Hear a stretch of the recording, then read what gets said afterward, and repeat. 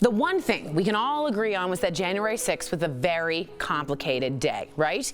It had just so many layers to it, and it is essentially up to the bipartisan January 6th committee to peel back those layers and tell us the story, truthfully and without bias, about what actually took place. Now, in order to do so, you want to get people who were close to the president at that time, right? Both in terms of who he trusted, but also who was literally close in proximity to him that day.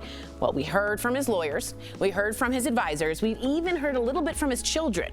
But there's actually one group that was technically the closest to Trump all day that day: the Secret Service.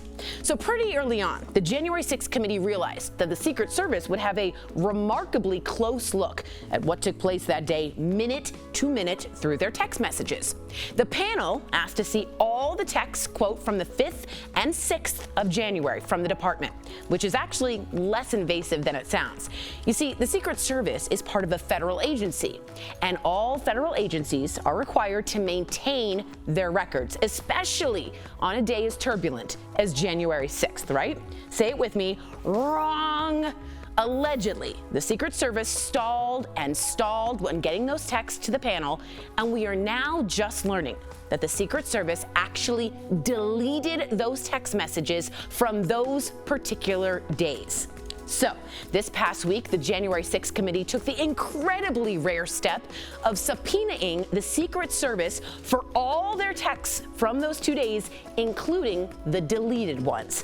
Committee member Representative Zoe Lofgren said, "You can imagine how shocked we were to get the letter from the Inspector General saying that he had been trying to get this information and that they had in fact been deleted after he'd asked for them." Fellow committee member and Republican Representative Adam Kinzinger went even further, stating, quote, "In the very least, it is quite crazy that the Secret Service would actually end up deleting anything related to one of the more infamous days in American history, particularly when it comes to the role of the Secret Service."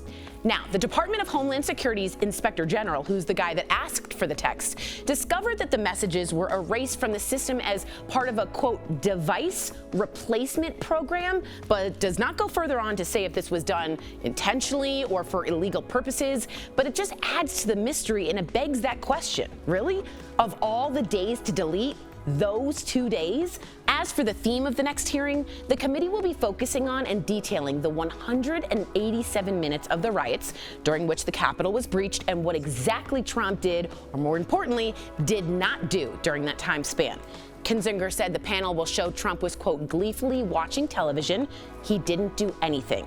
He went on to say, quote, "We're going to fill in those blanks and open people's eyes in a big way." Now, this information would, of course, be infinitely more credible if the records did include minute-to-minute communication by the very people surrounding Trump, aka the Secret Service. I just hope and pray that those text messages and this country's focus on maintaining our democracy can both be recovered.